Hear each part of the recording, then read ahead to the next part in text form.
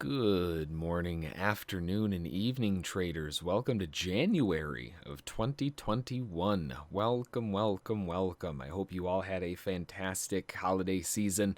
I hope you had a fantastic time off with the friends and family, or at least what you were able to. A lot of people definitely pushing more on the good riddance 2020. Thank God it's 2021.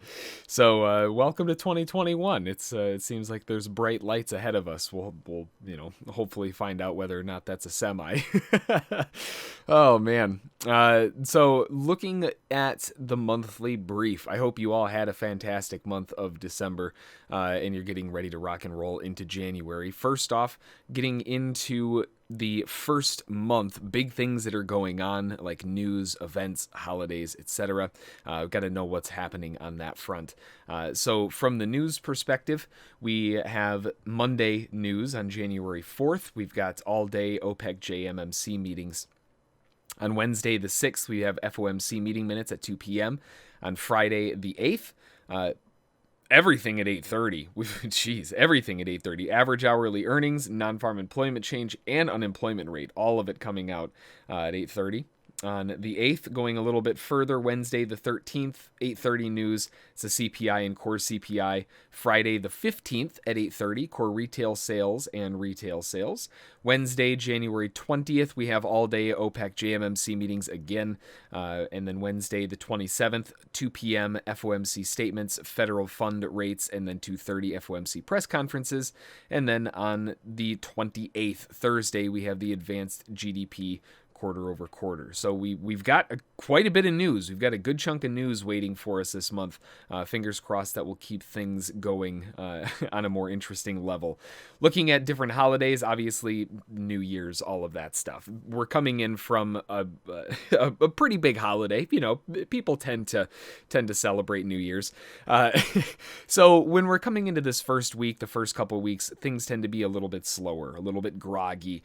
Don't expect the fireworks to be hitting. But at the same time, we know the climate this time around, right? It's not our normal market climate. Not everybody's working at an office anymore. Well, that office might be in their basement or at home or whatever, but it's mostly home offices. There are a lot more traders in the market, so this could be a bit more of an interesting January this time around. Kicking things off first on the NASDAQ, we have a very nice inclined wedge, or an ascending wedge, working its way up, and price is attempting to break the top once again. This has been in an upside wedge for quite a while, and we've been at all-time highs several times over now, so it's not really anything new. But the one thing that it is running into is the fact that it's right at the top of the wedge highs. That's going to create a bit of tension up here. Buyers are going to have a hard time getting it to go through the highs, while people are taking profits, selling the wedge top, etc. It's going to be an interesting one, especially going into January, but opening up basically right at the top of the wedge is going to be a tough spot. Generally speaking, buyers don't want to buy this far up. It makes a lot more sense to see a deeper pullback. A bigger zone of interest down at 12,565 to 12,454, even down to 404. That's kind of the zone of interest if the market wants to push down into that area. Now, if it wants to dip a little bit further, we've got the next big zone where the sellers tried, down at 12,266 to 108.50. But either way, it's looking more like a buy the dip kind of scenario. Everything is starting to weaken up a little bit. The MACD is basically separated. It's just pinched together, it's just sideways. There's nothing happening there, while the market is slowly grinding its way up. So, again, more likely than not, probably going into a range, maybe slight pullback. It's just really tough to want to do anything up here, especially buy. It's way, way too expensive. Over on the S&P, which of course is in a very similar situation, S&P and NASDAQ, indexes tend to go together. But with this ascending wedge, the S&P seems to be stronger, right? The NASDAQ's got some really good movement, don't get me wrong, but the S&P, it's barely pulling back. I mean, there's hardly any pullback at all. A lot of buyers still don't want to be getting in way up here, but a logical point of interest, if it can pull back down to 36.53, 36.23 down to 36.10, just somewhere back down towards the lows of the wedge and towards the previous zone of support. If it wants to pull back, which sometimes can happen with these breakaway moves, you'll get that quick flush back. 35.72 down to 35.28 will be the next zone of interest. But with this spike in channel type formation or spike in ascending wedge ish, whatever you want to call it, typically you're going to get that deeper pullback, which makes a lot more sense to push up. And keep in mind, the S&P still has that gigantic unfilled gap that was back in November 6th in 2020. So it's still got a bit of unfinished business back there at those 3500s that it might want to try to kind of shut the door on.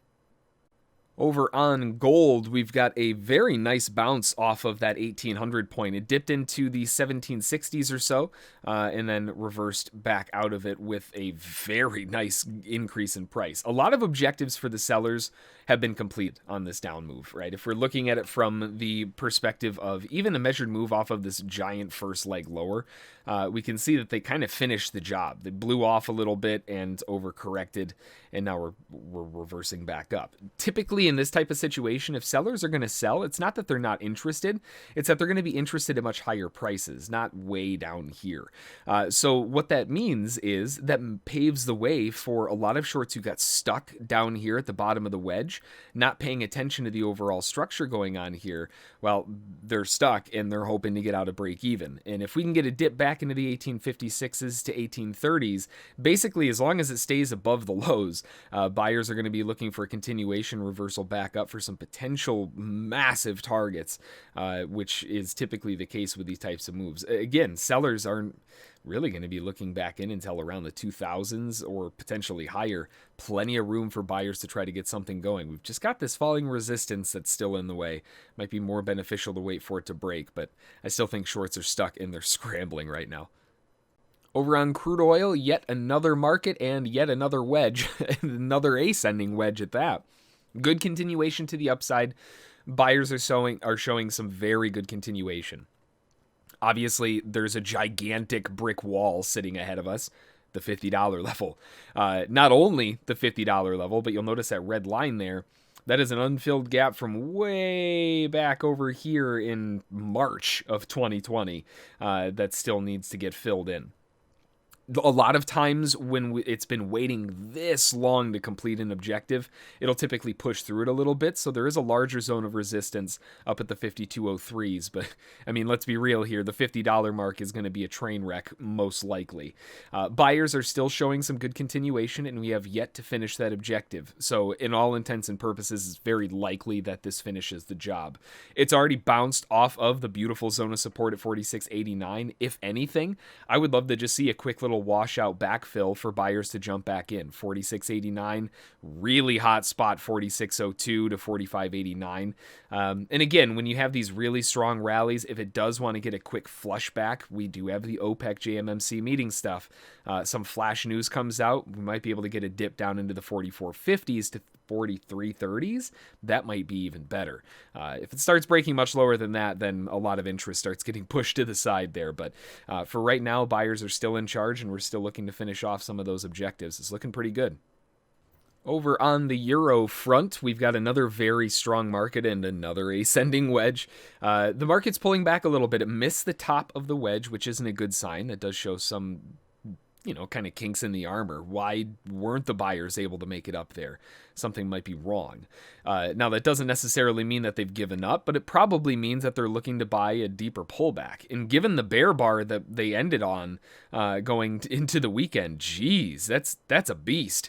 So we're really going to have to wait and see where the market's going to want to open up here to give us a bit more clues for the euro, because it is kind of at the bottom of the wedge. In the major zone of support where buyers become very interested, the 1.2214, 2175, 216, that area, that's going to be a big zone of interest for buyers to come in, but it depends on where we open, because this bear bar off the top, that's no joke. And if it follows up with another really heavy bear bar you might find a tough time being a buyer, finding buyers to prop the market up too quickly, which leaves the next zone of support, which is the next structural major zone, down at the 1.21075 to 20540s.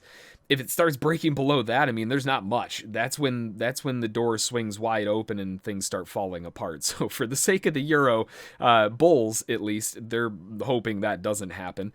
And it looks okay for the buyers to be coming in, but this weakness on the highs and this big heavy bear bar makes me a bit nervous to buy too aggressively. Staying on the cautious side more than anything else. And what better market to follow into on the end of that sentence there with Bitcoin. It's a perfect fit. Bitcoin just, oh man, what an incredible rally to the upside. Bitcoin screaming higher, pushing into the 35,000s with just insane force. As soon as that 20,000 cork popped, it was showtime. This, I honestly, I think Bitcoin still has another 20,000 in it. Looking at the way that this has moved structurally the last time around, Bitcoin is very repetitious. That's how we were picking up on the longs from before, way down over here. It's how we were picking up on longs way over here back in 2017, 2018. It does the same thing over and over and over again. We have this breakaway market, which is screaming higher, and it's happening in November, December, January. Oh, wait a minute. January usually is when things start pulling back a little bit. We're into the November-December rally. We're coming into January. I do think that this could potentially squeeze a lot further, as is the case with most Bitcoin moves, and it wouldn't be a surprise at all to see this squeeze up to 50,000, seriously. But if it gets up that far, expect the tumble to be just as potentially hard. Typically, that first pullback that happens after the drop lower is supported very aggressively, and that's going to be the one that I'm more interested in this time around, especially, not because of repetitious patterning, but because so many more eyes are on it. Are they going to hold this breakout and keep this going? If this is an actual breakout move with continuation, we could see Bitcoin by the end of 21 in the 100,000s, realistically. I mean, the potential for Bitcoin growth is insane right now, given this strong breakaway move. And I think buyers are just drooling over any pullback that they get. And when I say pullback, I mean a pullback of substance, not these little bitty ones. I mean, like an actual pullback. That's what we're going to be hunting for on Bitcoin in the near future. All right, well, that's going to do it for January. I hope you had a fantastic December. I hope you had a fantastic 2020. Well, for what it's worth, I would have rather slept through 2020 at this point. But I think a lot of people are kind of on the same page there. But either way, going into January, it's a brand new year. We've got a lot of potential this year, and there's a lot of things that are looking absolutely phenomenal. A lot of eyes on January. January is a big month going into the year, and a lot of things hinge on January. Typically, when January is a bullish month, the year is a bullish year. So a lot of things are dependent on January and how it goes. So we'll have to definitely play it by ear. Like we always say, stay safe out there, keep those stops in play, and let those winners run. Thanks. Until the next one, we'll see y'all then.